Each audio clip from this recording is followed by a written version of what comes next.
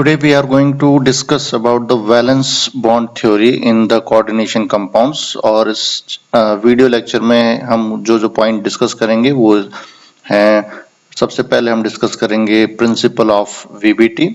उसके बाद type of hybridisation, कितने टाइप के हाइब्रिडाइजेशंस होते हैं कोऑर्डिनेशन कंपाउंड्स के अंदर, उनको हम डिस्कस करेंगे और उनकी कुछ एग्जांपल्स लेंगे, जैसे ऑक्टाहेड्रल कॉम्प्लेक्स लेंगे और उसके कुछ एग्जांपल सॉल्व करेंगे। कुछ टेट्राहेड्रल कॉम्प्लेक्स और उनके एग्जांपल्स को डिस्कस करेंगे यहाँ पर, और lastly we will do the limitations of the VBT. So in this lecture we will discuss about all these 5 points about the valence bond theory. So let's discuss. तो पहला है that is the principle of valence bond theory. तो first is this theory was developed by the Linus Pauling. This is the name of the scientist जिसने इसको develop किया था। Second point है describe the bonding between the metal okay and the ligands. तो यहाँ जो main important बात वो है कि यहाँ पर बॉन्डिंग किसके बीच में है, मेटल्स के बीच में है और लिगेंड्स के बीच में है। तो लिगेंड्स क्या है? These are electron rich species, ठीक है, जो अपना एक लोन पेयर को, ठीक है, लिगेंड्स यहाँ पर क्या करेगा, यहाँ पर अपना लोन पेयर, एक लोन पेयर ऑफ इलेक्ट्रॉन्स को, ठीक है, लोन पेयर ऑफ इलेक्ट्रॉन्स को कहाँ देगा? मेटल के हाइब्रिड ऑर्बिटल्स के अंदर उनको वो प्रोवाइड करेगा, जिससे कि वो एक बॉन्ड बनेगा मेटल और लिगेंड के बीच में। तो यहाँ जो सेंट्रल मेटल एटम होगा या आयन होगा वो एक कॉम्प्लेक्स बनाएगा, वहां पर हाइब्रिडाइज ऑर्बिटल्स होंगे और लिगेंड वहां पर उनसे एक क्या बनाएगा? That is the coordination bond. तो बच्चों यहाँ पर जो बॉन्ड बनेगा मेटल और लिगेंड्स के बीच में, मेटल होगा और मेटल के जो खाली ऑर्बिटल्स होंगे उसमें लिगेंड्स अपने लोन पेयर उसको देगा, तो एक कोऑर्डिनेशन बॉन्ड बनेगा by providing the lone pair of electrons from the ligand to the metal. So यहाँ हमारे को क्या चाहिए होगा? वहां पर हमारे को मेटल आयंस होंगे या एटम होगा जिसके अंदर लोन पेयर ऑफ इलेक्ट्रॉन्स, ठीक है, the lone pair of electrons वो कहाँ से आएंगे? वो हमारे को मिलेंगे लिगेंड से, और वो इलेक्ट्रॉन्स जो लोन पेयर ऑफ इलेक्ट्रॉन्स है वो कहाँ जाएंगे? That will goes into the vacant hybridized orbitals और वहां से एक कोऑर्डिनेशन बॉन्ड बनेगा। सो यहाँ पर जितने भी हाइब्रिडाइज्ड ऑर्बिटल्स होंगे वो उनकी energy level they will become in equivalent in energy, ठीक है, उसको हम क्या कहते हैं? These are known as the hybrid orbitals, और उनकी एक डेफिनेट ज्योमेट्री बनेगी, वो डिपेंड करेगी कि उससे कितने लिगेंड्स मेटल आयन से जुड़े हुए हैं, क्योंकि यहाँ पर हम कोऑर्डिनेशन कंपाउंड में बहुत सारी ज्योमेट्रीज पढ़ते हैं, जैसे ऑक्टाहेड्रल है, टेट्राहेड्रल है, स्क्वायर पिरामिडल है, ठीक है, ट्रायगोनल बाइपिरामिडल है। तो there are lots of geometries और वो सभी डिपेंड करती है कि हमारा मेटल आयन क्या है और उससे कितने लिगेंड्स उससे जुड़े हुए हैं। So all this depends upon the ligand as well as on the metal ion. Next point है the d orbital involved in the hybridization may be either inner, that is n-1 d orbitals, या outer n d orbitals, ठीक है, this is the very important point। तो यहाँ हम देखेंगे कि कई बार जो d orbitals है वो इनर d orbital यूज होगा। अगर इनर d orbital यूज होता है फॉर एग्जांपल, तो वहां जैसे d2sp3 एक हाइब्रिडाइजेशन में ले रहा हूं, तो यहाँ देखो, यहाँ जो d है वो अंदर है, तो उसको हम कहते हैं इनर d ऑर्बिटल्स या फिर आउटर ऑर्बिटल्स। तो आउटर के अंदर क्या हो जाएगा? जैसे इसी को हम ले लेते हैं, तो that will B sp3d2 suppose यहाँ पर, तो d बाद में आया, पहले क्या है? sp3 आया, उसके बाद यहाँ d आया है, तो इसको हम कहेंगे आउटर, ठीक है। तो यहाँ पर बाहर वाले जो d ऑर्बिटल्स हैं मेटल आयन के वो यूज होंगे, जबकि इसके अंदर इनर d ऑर्बिटल्स हैं वो यूज होंगे इसके अंदर। So the number of hybridized orbitals, जितने भी हाइब्रिडाइज्ड ऑर्बिटल होंगे वो ही उनका कोऑर्डिनेशन नंबर होगा, किसका? मेटल आयन या एटम का अंदर जो कोऑर्डिनेशन नंबर होगा that will depend upon the number of hybridized orbitals.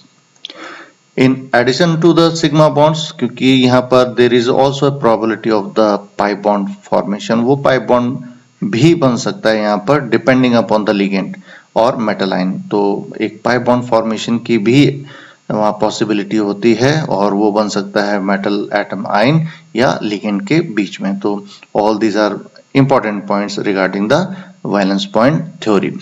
तो अब हम देखते हैं यहाँ कितने टाइप के हाइब्रिडाइजेशन हो सकते हैं। जो हमारा सेकंड पॉइंट था कि टाइप ऑफ हाइब्रिडाइजेशन, तो उसको हम डिस्कस यहाँ करते हैं। तो पहला है, देखो यहाँ पर जो कोऑर्डिनेशन नंबर लिया हुआ है वो है कोऑर्डिनेशन नंबर 2। तो अगर कोऑर्डिनेशन नंबर 2 है तो यहाँ जो हाइब्रिडाइजेशन होगा that will be the sp। Okay, और तो शेप क्या हो जाएगी इसकी, लीनियर हो जाएगी। यहाँ पर कुछ एग्जांपल हैं AgNH3 प्लस और AgCN2 minus, these are the example जहां पर इनकी ज्योमेट्री क्या होगी, वो होगी लीनियर, और हाइब्रिडाइजेशन इन दोनों के अंदर क्या होगा, that will be the sp hybridization. दूसरा है कोऑर्डिनेशन नंबर, अगर वहां पर हमारे पास कोऑर्डिनेशन नंबर 3 है, ठीक है, तो हाइब्रिडाइजेशन क्या हो जाएगा, that will be the sp2 hybridization हो जाएगा, और उसकी जो ज्योमेट्री होगी that will be the trigonal planar will be the geometry. और कुछ एग्जांपल हैं HgI3 माइनस और AgR3p plus, these are the example of sp2 hybridization. Next coordination number 4। अब यहाँ देखो, यहाँ हमारे पास दो डिफरेंट सेम कोऑर्डिनेशन नंबर हैं, लेकिन वहाँ हाइब्रिडाइजेशन हमारे को दो अलग अलग मिलेगा। तो पहला वाला हम देख रहे हैं, उसमें है कोऑर्डिनेशन नंबर 4 और हाइब्रिडाइजेशन क्या दिख रहा है हमारे को यहाँ पर, दैट इज sp3 हाइब्रिडाइजेशन। तो अगर sp3 हाइब्रिडाइजेशन है तो उसकी मॉलिक्यूलर ज्योमेट्री क्या होगी, that will be the tetrahedral जो उसकी ज्योमेट्री होगी। तो कुछ एग्जांपल हैं, निकल CO4, जिंक Cl4 -2 एंड निकल X4 2 minus, where X is, यहाँ जो X है दीज आर द हेलोजेंस, तो Cl माइनस हो सकता है, Br माइनस हो सकता है। तो दीज आर द कॉम्प्लेक्सेस जहाँ पर हाइब्रिडाइजेशन क्या होगा, हाइब्रिडाइजेशन यहाँ पर होगा sp3 और इनका जो स्ट्रक्चर क्या है that will be the tetrahedral. अब दूसरा एक और कोऑर्डिनेशन नंबर 4 फिर है हमारे पास, लेकिन अब जो हाइब्रिडाइजेशन हमारे को दिख रहा है वो क्या है, दैट इज dsp2 हाइब्रिडाइजेशन है यहाँ पर, ठीक है। तो dsp2 हाइब्रिडाइजेशन है। अच्छा, भाई यहाँ पर एक चीज और है कि यहाँ d पहले आया है, तो ये इसमें हमने क्या यूज किया है, these are the inner orbital use हुआ है हमारे पास। यहाँ पर कौन सा इनर ऑर्बिटल यूज हुआ है, ठीक है, तो यहाँ पर हमारे पास इनर ऑर्बिटल यूज हुआ है। अब यहाँ एक चीज और नोट करने की है सभी को कि जो d ऑर्बिटल यहाँ पर यूज हो रहा है जब हमारा स्क्वायर प्लेनर कॉम्प्लेक्स बन रहा है, तो इसमें d ऑर्बिटल कौन सा, क्योंकि d में 5 ऑर्बिटल्स होते हैं और इसमें कौन सा पर्टिकुलरली यूज होगा, that will be dx² minus y square. So this is the important thing to remember कि अगर हमारे पास स्क्वायर प्लेनर कॉम्प्लेक्स बन रहा है और हाइब्रिडाइजेशन क्या है dsp2, तो इसमें जो d ऑर्बिटल यूज होगा that will be dx² minus y square. तो इसकी जो ज्योमेट्री होगी that will B square planar है। और यहाँ कुछ एग्जांपल्स हैं, दैट इज निकल CN4 2 माइनस, ऐसे ही copper NH3 4+2 and platinum Cl4 2 minus, these are the example जहाँ हाइब्रिडाइजेशन कौन सा है, दैट इज dsp2 हाइब्रिडाइजेशन यहाँ पर इनमें सभी कॉम्प्लेक्सेस के अंदर है। ओके, तो बच्चों यहाँ पर दूसरा नेक्स्ट जो कोऑर्डिनेशन नंबर है वो कितना है, वो है 5।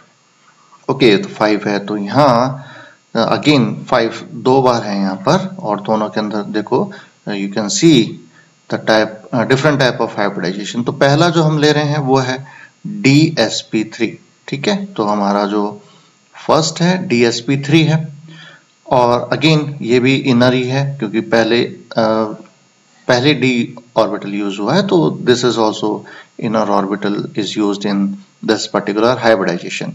लेकिन अब यहाँ पर हमारे को क्या बात ध्यान में रखनी है कि यहाँ जो हमने यूज किया है, यहाँ जो d ऑर्बिटल यूज होगा वो कौन सा है, that will be the dz², ठीक है, यहाँ dz² यूज होगा। तो इसको भी हमारे को ध्यान में रखना है इस बात को कि यहाँ जो हम यूज करेंगे दैट इज आल्सो dz², जबकि यहाँ हमने यूज किया था वो कौन सा यूज किया था हमने, वो था dx² minus y square use किया था।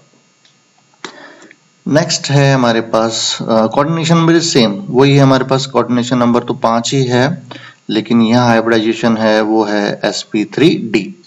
तो यहाँ पर d बाहर है तो इट इज अ आउटर, ठीक है, आउटर ऑर्बिटल यूज हुआ है हमारे पास यहाँ, तो ये आउटर ऑर्बिटल यूज हुआ है। अब यहाँ d कौन सा है, देखो यहाँ जब हमने इनर यूज किया है यहाँ पर, तो dz² यूज हुआ है इन dsp3, लेकिन जब sp3d हाइब्रिडाइजेशन है तो d कौन सा ऑर्बिटल हो गया, that will be dx² minus y²। तो यहाँ पर इसको भी याद रखना है हमारे को कि sp3d के अंदर जो d ऑर्बिटल होगा आउटर ऑर्बिटल, वो उसमें हम यूज कर रहे हैं dx² माइनस y²। अच्छा, जब हमारे पास हाइब्रिडाइजेशन है dsp3 तो शेप क्या है, that will be the trigonal bipyramidal. These are the example FeCO4 and MnCO5, these are the example। लेकिन अगर हाइब्रिडाइजेशन sp3d हो जाता है तो वो उसका जो ज्योमेट्री है वो चेंज हो जाती है, वो हो जाती है स्क्वायर पिरामिडल। और कुछ एग्जांपल हैं sbf5-2, NiCN5-3, MnCl5-2। These are the examples जो हमें याद रखने हैं फॉर एग्जाम पर्पस। नेक्स्ट लेते हैं कोऑर्डिनेशन नंबर 6 के। अगेन हमारे पास दो टाइप के हाइब्रिडाइजेशन यहाँ पर फिर होते हैं। तो यहाँ जो फर्स्ट हाइब्रिडाइजेशन है फॉर कोऑर्डिनेशन नंबर 6 वो है D2sp3 और दूसरा है दैट इज sp3d2। तो यहाँ अगेन D अंदर है तो इनर ऑर्बिटल यूज हुए हैं और यहाँ पर D बाहर है तो आउटर ऑर्बिटल यूज हुए हैं। तो D के अंदर यहाँ कौन से ऑर्बिटल्स यूज होंगे, दैट विल बी dz² और dx² माइनस y²। ऐसे ही यहाँ पर भी दोनों ही सेम यूज होंगे, वो भी dz² और dx² माइनस y², वो सेम यूज होंगे यहाँ पर भी। बट ये इनर ऑर्बिटल कॉम्प्लेक्स है, ये आउटर ऑर्बिटल कॉम्प्लेक्स है। शेप दोनों की ज्योमेट्री क्या होगी, सभी की दोनों की जो शेप है that will be geometry that will be the octahedral, but this is known as the inner orbital complex और ये कहलाएगा आउटर ऑर्बिटल कॉम्प्लेक्स। तो इसके कुछ एग्जांपल हैं इनर वाले के, वो है FeCN6-3 minus NCrNH3 6+3, these are the examples. और यहाँ पर जब ऑक्टाहेड्रल है sp3d2, वहाँ है एग्जांपल F6-3 और FeH2-6+2। So these are the various examples of different type of hybridization. तो अब यहाँ पर एक बार इसको देखते हैं कि कैसे बनता है। तो अगर हम इन दोनों को लेंगे तो कौन सा हाइब्रिडाइजेशन हमारे को मिलेगा बच्चों, दैट विल बी sp, क्योंकि यहाँ एक s और एक p यूज हुआ है। अगर हम इनको दो यूज करते हैं, ठीक है, तो अगर यहाँ दो यूज हो जाता है, ये वाला भी और ये वाला भी, तो ये वाला कौन सा हाइब्रिडाइजेशन हो जाएगा, दैट विल बी sp2। और अगर ये तीनों यूज होंगे तीनों pk और एक s का, तो that will be the sp3 hybridization हो जाएगा। dsp2 कौन सा हो सकता है, उसमें अगर इनर की हम बात कर रहे हैं तो ये सारे क्या कहलाएंगे, ये सारे ऑर्बिटल क्या हैं, दीज आर इनर, ठीक है। आउटर कौन से होंगे, ये सारे हैं आउटर, ओके। तो दीज आर द आउटर। तो अगर हम dsp2 की बात करें सपोज, तो एक ऑर्बिटल ये यूज होगा, एक s का यूज होगा और दो p के यूज होंगे। तो कौन से यूज होंगे, ये वाले यूज होंगे। तो ये वाले अगर यूज हो रहे हैं हाइब्रिडाइजेशन में तो इसको हम क्या कहेंगे, dsp2 हाइब्रिडाइजेशन इसको हम बोलेंगे।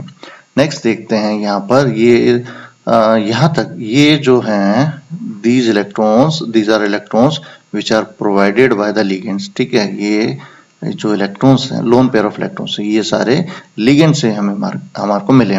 तो सपोज ये 3d है और ये 4s है, ये 4p है और ये 4d है। तो यहाँ पर देखो हाइब्रिडाइजेशन क्या होगा, क्योंकि यहाँ दो यूज हुए हैं d के, तो that will be the d2, okay. तो यहाँ एक s यूज हुआ है और 3p यूज हुए, तो d2sp3। तो ऑक्टाहेड्रल कॉम्प्लेक्स बना है बट इनर ऑर्बिटल यूज हुए हैं, ठीक है। तो यहाँ पर तो क्या हो जाएगा हमारा d2sp3 hybridization. Shape will be the octahedral, क्योंकि 6 लिगेंड यूज अपने लोन पेयर डोनेट इसके अंदर कोऑर्डिनेशन बॉन्ड बनाया है, तो ये that will be the inner orbital are used, okay. तो अगर हम दूसरा एक और देखते हैं, यहाँ सपोज अगर फुल इनर शेल है, 3D अगर भरा हुआ है, तो यहाँ पर आपने जो यूज किया है वो आउटर ऑर्बिटल यूज हुए हैं दो। तो हाइब्रिडाइजेशन क्या हो जाएगा, that will B sp3d2 hybridisation हो जाएगा। शेप वही रहेगा उसका, वो ऑक्टाहेड्रल रहना है, बट यहाँ जो यूज हुए हैं वो आउटर d ऑर्बिटल्स यूज हुए हैं, ठीक है, आउटर। तो इसको हम क्या कहेंगे, these are the outer orbital complex.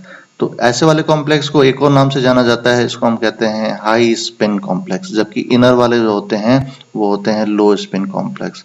These are known as the low spin complexes. ठीक है, तो दोनों में डिफरेंस है। जब हम इनर डी ऑर्बिटल यूज करते हैं तो उन्हें हम लो स्पिन कॉम्प्लेक्स कहते हैं, लेकिन अगर हम आउटर डी ऑर्बिटल यूज करते हैं तो उसे हम क्या कहते हैं, हाई स्पिन कॉम्प्लेक्सेस कहते हैं। चलो अब इसकी देखते हैं कुछ एप्लीकेशंस देखते हैं इसको। तो ये सपोज हमारे पास है एक ऑक्टाहेड्रल कॉम्प्लेक्स है, तो हम इसको लेते हैं। इसमें हम क्या क्या चीज चेक करेंगे, पहला है इसका देखो शेप है, तो ऑक्टाहेड्रल है तो इसका जो शेप क्या हो जाएगा, that will be the octahedral. ठीक है, तो इसका शेप है ऑक्टाहेड्रल है, क्योंकि ये these are the all are the ligands, ये 6 लिगेंड्स हैं। ठीक है, ये सारे क्या हैं, लिगेंड्स हैं। और सेंटर में क्या है, मेटल आयन है। ठीक है, तो ये मेटल आयन होगा विद सम चार्ज, तो ये हमारा जो शेप है दैट इज द ऑक्टाहेड्रल है। तो यहाँ नंबर ऑफ लिगेंड्स कितने हैं, वो हैं 6 हैं। यहाँ पर आपको दिख ही रहा है कि ये सारे लिगेंड्स हैं, 6 लिगेंड्स मेटल आयन से जुड़े हुए हैं। तो नंबर ऑफ लिगेंड्स कितने हो गए, 6 हो गए। तो अभी हमने डिस्कस किया था कि भाई जितने लिगेंड्स, जितने हाइब्रिडाइजेशन में ऑर्बिटल्स यूज होते हैं वो इसका कोऑर्डिनेशन नंबर हो जाता है। तो यहाँ 6 लिगेंड यूज हुए हैं, तो कोऑर्डिनेशन ऑफ मेटल आयन का क्या हो जाएगा, वो भी 6 हो जाएगा। तो coordination number of metal ion will be 6 होगा। तो हाइब्रिडाइजेशन क्या होगा, हाइब्रिडाइजेशन अभी हमने देखा था कि 2 टाइप के हो सकते हैं ऑक्टाहेड्रल में, एक है sp3d2 और दूसरा कौन सा हो सकता है, वो है d2sp3। ठीक है, तो 2 टाइप की हाइब्रिडाइजेशन पॉसिबल है अगर कोऑर्डिनेशन नंबर 6 हमारे पास प्रेजेंट है। तो मैग्नेटिक प्रॉपर्टी भी हम यहाँ से निकाल सकते हैं, द कॉम्प्लेक्स में बी डायमैग्नेटिक और इट में बी है पैरामैग्नेटिक। ये डायमैग्नेटिक और पैरामैग्नेटिक डिपेंड करेगा कि उस कॉम्प्लेक्स के अंदर कितने अनपेयर्ड इलेक्ट्रॉन है या नहीं है। अगर वहां पर कोई भी अनपेयर्ड इलेक्ट्रॉन नहीं है, इफ नॉट प्रेजेंट, तो वो क्या हो जाएगा, डायमैग्नेटिक हो जाएगा। अगर वहां पर नो अनपेयर्ड इलेक्ट्रॉन्स, वहां पर कोई भी अनपेयर्ड इलेक्ट्रॉन नहीं है, तो वो क्या हो जाएगा, वो डायमैग्नेटिक हो जाएगा। और पैरामैग्नेटिक कब होगा, उसके अंदर कोई भी अनपेयर्ड इलेक्ट्रॉन्स प्रेजेंट होंगे। अगर वहां पर अनपेयर्ड इलेक्ट्रॉन वहां पर प्रेजेंट हैं तो वो क्या कहलाएगा, that will be the paramagnetic. चलो अब इसका कुछ एक एग्जांपल लेते हैं। ये हमारे पास सामने आपको दिख रहा है, एग्जांपल है, this is the of cobalt. ठीक है, ये कॉम्प्लेक्स है, इसका ऑक्टाहेड्रल कॉम्प्लेक्स है, कोऑर्डिनेशन नंबर 6 हमारे को यहाँ दिख रहा है, 6 लिगेंड इससे जुड़े हुए हैं कोबाल्ट से। चलो इसको हम हाइब्रिडाइजेशन, इसका इलेक्ट्रॉनिक कॉन्फ़िगरेशन सबसे पहले देखते हैं। तो एटॉमिक नंबर जो कोबाल्ट का है दैट इज 27, तो क्या हो जाएगा, that will be the 3d7, 4s2 हो जाएगा एंड 4p0 हो जाएगा। ओके, तो ये इसकी ग्राउंड स्टेट टर्म है। इसमें 7 जो इलेक्ट्रॉन्स हैं वो 3d में भरे हुए हैं और 2 इलेक्ट्रॉन्स वो कहाँ पर हैं, वो हैं 4s के अंदर। चलो तो अब इसको देखते हैं कि हमारा मेटल आयन के ऊपर क्या चार्ज है। मेटल आयन पे क्या चार्ज आएगा वो हम यहाँ से निकाल सकते हैं। तो यहाँ पर जो मेटल कोबाल्ट पे क्या निकलेगा, that will be the CO+3 निकलेगा, क्योंकि NH3 क्या है, दिस इज द न्यूट्रल। ठीक है ना, तो यहाँ पर हमारे को क्या दिख रहा है, +3, तो कोबाल्ट पे भी +3 होगा। तो +3 का मतलब है कि ये 3 इलेक्ट्रॉन लॉस करेगा अपनी ग्राउंड स्टेट में। तो 3 इलेक्ट्रॉन कहाँ से जाएंगे, 2 इलेक्ट्रॉन ये चले जाएंगे और 1 इलेक्ट्रॉन यहाँ से चला जाएगा। ठीक है, तो इसका जो कॉन्फ़िगरेशन होगा CO3+ का, वो कुछ इस तरीके से हो जाएगा। आफ्टर लूजिंग 3 इलेक्ट्रॉन्स, यहाँ से 3 इलेक्ट्रॉन जब लॉस हो गए तो हमारे पास कॉन्फ़िगरेशन कुछ इस तरीके से हो जाएगा।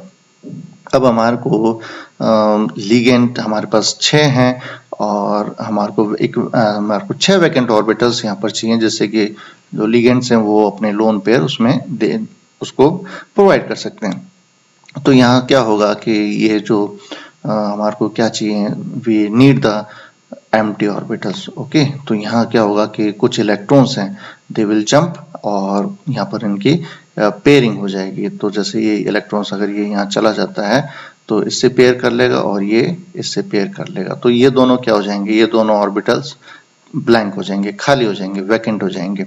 ठीक है, तो कुछ इस तरीके से। तो ये दोनों इलेक्ट्रॉन्स कहाँ गए, इससे पेयरिंग बना ली यहाँ पर और इसने पेयरिंग बना ली यहाँ पर। तो अब हमारे पास ये भी एम्प्टी है, ये भी एम्प्टी है, दीज आर एम्प्टी ऑर्बिटल्स। अब हमारे पास कितने लिगेंड्स हैं? NH3 के 6 लिगेंड्स है। तो यहाँ पर लिगेंड्स यानी NH3 अपने लोन पेयर्स यहाँ पर इजिली उसमें सप्लाई कर सकता है, ठीक है। तो यहाँ पर NH3 अपने लोन पेयर्स को प्रोवाइड कर देगा, तो सारे यूज हो जाएंगे इसके अंदर। तो यहाँ सारे जगह NH3 अपना बॉन्ड बना लेगा bye providing the lone pair of electrons. तो ये सारे यूज हो गए। तो कौन से यूज हुए? 2 तो D के यूज हो गए, एक 4s का यूज हो गया और 3p यूज हो गया। तो इसमें क्या हाइब्रिडाइजेशन निकल के आएगा? That will B D2sp3 hybridisation इसमें निकल के आएगा। Okay, so the hybridization is D2sp3। तो ये जो X हैं, these are the ligands, electron, loan pair of electrons जो NH3 ने प्रोवाइड किया। तो ये सारे ऑर्बिटल्स यूज हो जाएंगे इन फॉर्मेशन ऑफ कॉम्प्लेक्स, ठीक है। तो ये इसका जो हाइब्रिडाइजेशन क्या है वो है D2sp3 है। नेक्स्ट कॉम्प्लेक्स लेते हैं, इसमें फिर हम कोबाल्ट ही ले रहे हैं, लेकिन अब हमारे पास जो लिगेंड है वो है F6, फ्लोरीन हम ले रहे हैं इसमें। तो अगेन जो इसका ग्राउंड स्टेट देखें तो 27 है, वही है 3D, that will B 7, 4s2, ये सारे 0 हो जाएंगे फिलहाल। और अगेन यहाँ पर भी जो कोबाल्ट का कितना चार्ज आएगा मेटल लाइन पे, that will be the +3, because यहाँ देखो फ्लोरीन है तो फ्लोरीन हम इसका निकाल सकते हैं। कोबाल्ट इज सपोज X है और फ्लोरीन है, तो फ्लोरीन पे कितना होता है? -1 होता है। -1 कितने हैं? That will be 6, that is equals to -3। ये इसका -3 यहाँ पर, तो X that will be -6 equals to -3। और जब हम इसको सॉल्व करेंगे तो कितना आ जाएगा? -3 + 6, तो that will be X is equals to, that will be come out to be +3। तो चार्ज कितना है कोबाल्ट पे? अगेन वही +3 है जो पिछले वाले एग्जांपल में था। तो सेम केस यहाँ पर भी है। तो यहाँ से भी 2 इलेक्ट्रॉन्स कहाँ से जाएंगे? 4s में से चला गया और एक इलेक्ट्रॉन यहाँ से चला गया। तो अब हमारे पास कुछ CO+3 आयन के इलेक्ट्रॉनिक कॉन्फ़िगरेशन कुछ इस तरीके से होगा। ओके, नाउ अब यहाँ पर क्या होगा कि इन इलेक्ट्रॉन्स अब आपस में पेयरिंग नहीं होगी, इन इलेक्ट्रॉन्स की कहीं पर भी पेयरिंग नहीं होगी। तो अगर पेयरिंग नहीं होगी तो अब हमारे को क्या यूज करना पड़ेगा? जो आउटर ऑर्बिटल्स हैं, आउटर d ऑर्बिटल्स हैं, उनको यूज करना पड़ेगा। तो यहाँ पर क्योंकि लोन पेयर यहाँ पर कहीं पर भी नहीं जा सकता, क्योंकि ये सारे हाफ फील्ड हैं। तो हाफ फील्ड होने की वजह से क्या होगा? यहाँ पर कोई भी जो लोन पेयर है वो अपने जो भी लिगेंड है वो अपना लोन पेयर नहीं दे सकता। तो अब इसको कौन सा यूज करना पड़ेगा? एक 4s ये और 3p के ये 4p के ये यूज होंगे और 2d ये यूज होंगे। तो यहाँ पर ये जो X है वो कौन से हैं? वो है बाय फ्लोरीन, जो electrons provided by the fluorine, ठीक है। तो यहाँ पर ये फ्लोरीन 6 फ्लोरीन्स यहाँ पर इस पे लग जाएंगे। तो अब यहाँ हाइब्रिडाइजेशन क्या हो जाएगा? Hybridization that will be the sp3 and d2। अब लेकिन यहाँ पर कौन सा ऑर्बिटल यूज है? आउटर, ठीक है। तो यहाँ पर आउटर d ऑर्बिटल यूज हुए हैं।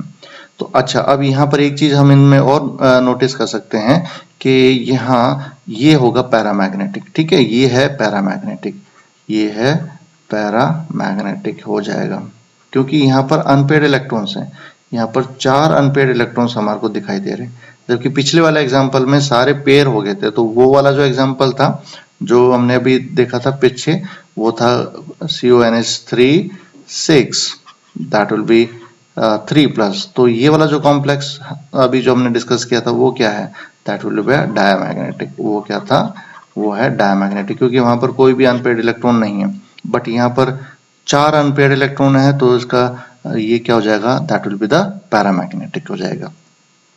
अब चलते हैं example of complexes of coordination number 4। तो शेप यहाँ पर क्या हो सकती है? अगर कोऑर्डिनेशन नंबर हमारे पास 4 है तो वो या तो टेट्राहेड्रल कॉम्प्लेक्स बनाएगा या स्क्वायर प्लेनर कॉम्प्लेक्स बनाएगा। Number of ligands coordination number पे डिपेंड करेगा। तो नंबर ऑफ लिगेंड्स क्या है? वो है 4।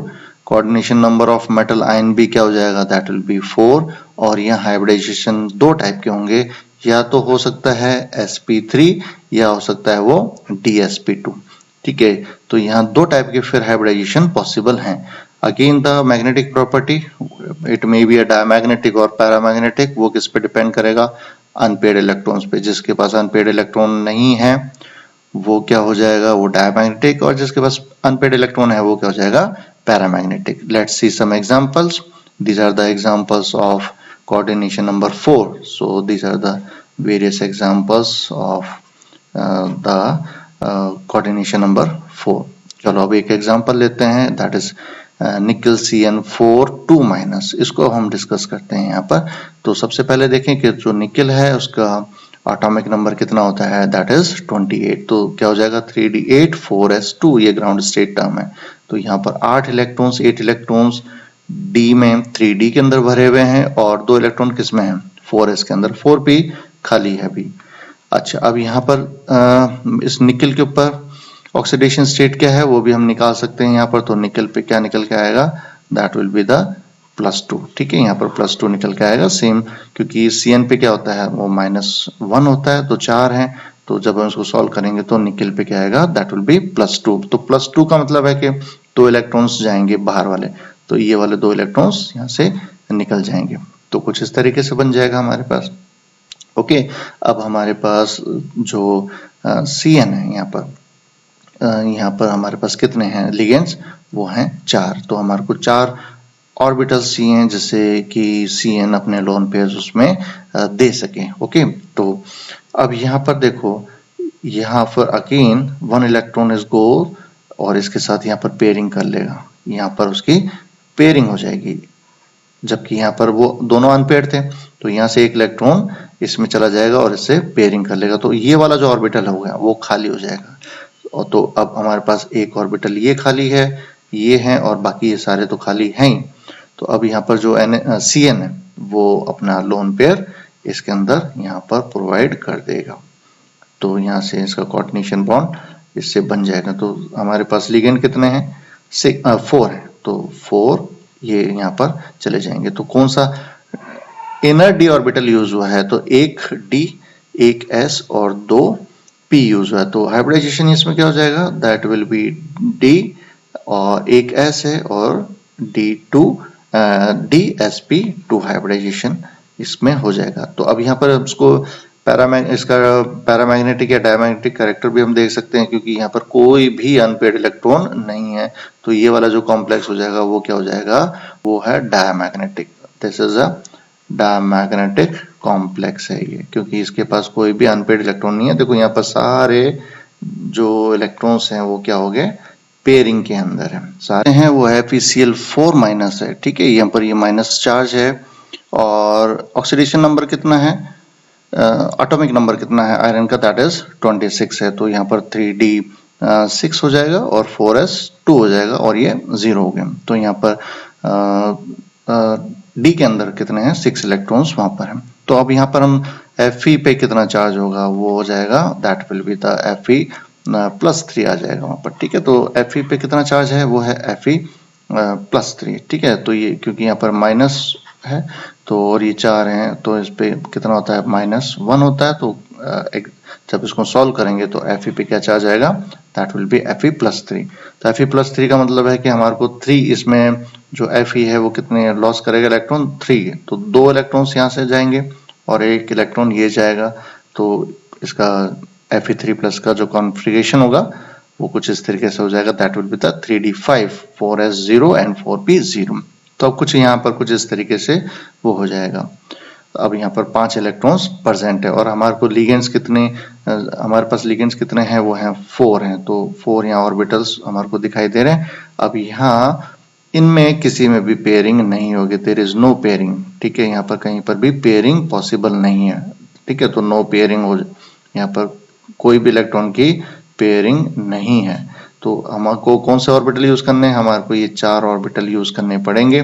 तो यहाँ पर जो Cl लिगेंड है वो अपने लोन पेयर इन ऑर्बिटल्स में ट्रांसफर कर देगा। तो कौन से ऑर्बिटल यूज हुए, ये बाहर के ऑर्बिटल यूज हुए हैं, इनर कोई सा भी यूज नहीं हुआ। तो 4s और 4p, तो यहाँ पर एक s यूज हुआ है और 3 p यूज हुए हैं, तो हाइब्रिडाइजेशन क्या हो जाएगा, वो हो जाएगा sp3।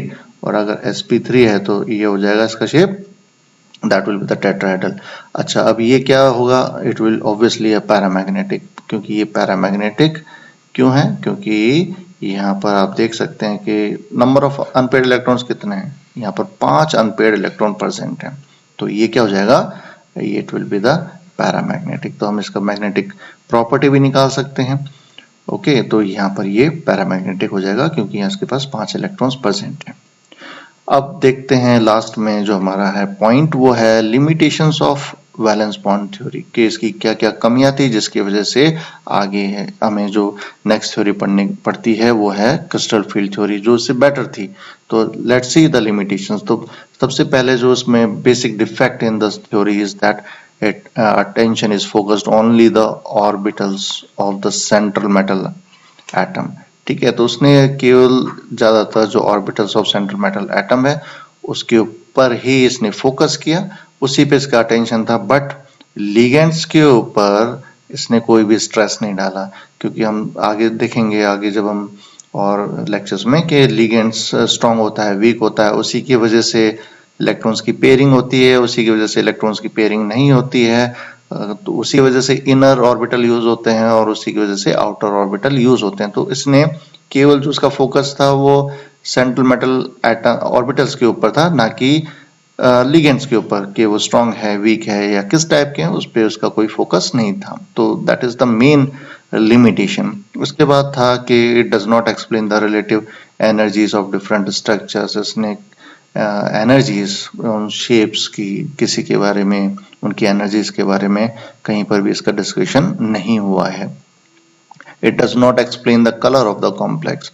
ठीक है, ये भी इसका बहुत बड़ा ड्रॉबैक था, क्योंकि मोस्टली जो कॉम्प्लेक्सेस होते हैं वो क्या होते हैं, कलरफुल होते हैं। वो सारे कलरफुल, मोस्टली कलरफुल होते हैं। कोई डार्क होता है, किसी का तो लाइट शेड होता है, बट दे शो ऑल कुछ ना कुछ उसमें कलर शो करते हैं। बट वो कलर किस वजह से आए उन कॉम्प्लेक्सेस में, उसके बारे में वीबीटी कहीं पर भी एक्सप्लेनेशन नहीं देता है।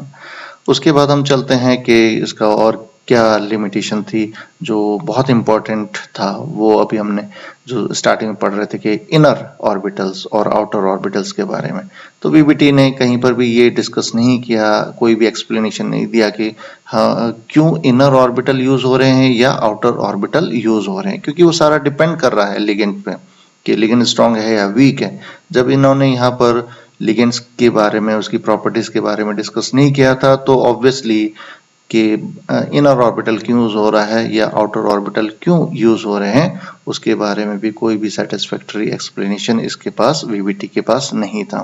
दैट्स व्हाई इसने कहीं पर भी नहीं बता पाया कि इनर ऑर्बिटल क्यों बन रहे हैं या आउटर ऑर्बिटल क्यों यूज हो रहे हैं कॉम्प्लेक्सेस में। It does not predict about the coordination number 4। अब यहाँ पर कोऑर्डिनेशन नंबर 4 के बारे में ये नहीं बता पाया कि टेट्राहेड्रल बनेगा या स्क्वायर प्लेनर कॉम्प्लेक्स बनेगा, क्योंकि वो भी देखो इसी पे डिपेंड करता है।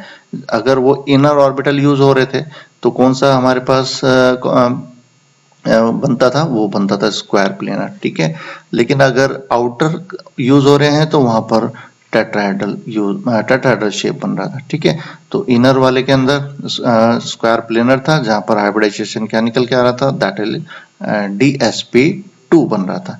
जबकि अगर टेट्राहेड्रल है तो वहां sp3 निकल के आ रहा था, वहां पर कोई भी d ऑर्बिटल यूज नहीं हो रहा था। तो उसने उसके ज्योमेट्री के बारे में भी नहीं बता पाया of the coordination number 4। And it does not take account the splitting of d orbital. ये बहुत ज्यादा इंपॉर्टेंट है, जिसको बाद में क्रिस्टल फील्ड थ्योरी ने एक्सप्लेन किया, और उसी की वजह से जो पैरामैग्नेटिक कैरेक्टर है, डायमैग्नेटिक कैरेक्टर है, और ये स्प्लिटिंग क्यों होती है वो भी लिगेंड के ऊपर डिपेंड करती है, उनकी प्रॉपर्टी पे, स्ट्रांग पे, वीक पे। तो जो स्प्लिटिंग है d ऑर्बिटल्स की, वो कहीं पर भी वैलेंस बॉन्ड थ्योरी ने कहीं पर भी एक्सप्लेन नहीं की है, और उसको बाद में जो एक्सप्लेनेशन दिया था वो क्रिस्टल फील्ड थ्योरी ने दिया था। तो उससे क्रिस्टल फील्ड थ्योरी ज्यादा इंपॉर्टेंट है as compare to the valence bond theory, क्योंकि उससे मोस्टली इलेक्ट्रॉनिक स्पेक्ट्रा है या कलर हैं, इनर ऑर्बिटल क्यों यूज हो रहे हैं या आउटर ऑर्बिटल क्यों यूज हो रहे हैं, हाई स्पिन कॉम्प्लेक्स, लो स्पिन कॉम्प्लेक्स क्यों बन रहे हैं, स्प्लिटिंग ऑफ डी ऑर्बिटल्स क्यों हो रही है और उनकी एनर्जी डिफरेंस कितना है, वो सब कुछ वैलेंस बॉन्ड थ्योरी में कहीं पर भी डिस्कस नहीं किया गया था। वो सारी प्रॉपर्टीज, जितनी भी प्रॉपर्टीज है कॉम्प्लेक्स की, वो mostly after that was provided by the crystal field theory. So these are the various limitation of the valence bond theory, जिसकी वजह से ये theory is not so important in coordination chemistry. And again, and in the last, it does not explain the electronic spectra, जो हम आगे next videos में पढ़ेंगे electronic spectra के बारे में, उसको कहीं पर भी इसने एक्सप्लेन नहीं किया। तो that's why this theory is a poor theory as compared to the crystal field theory. So these are the various 7 limitations of valence bond theory.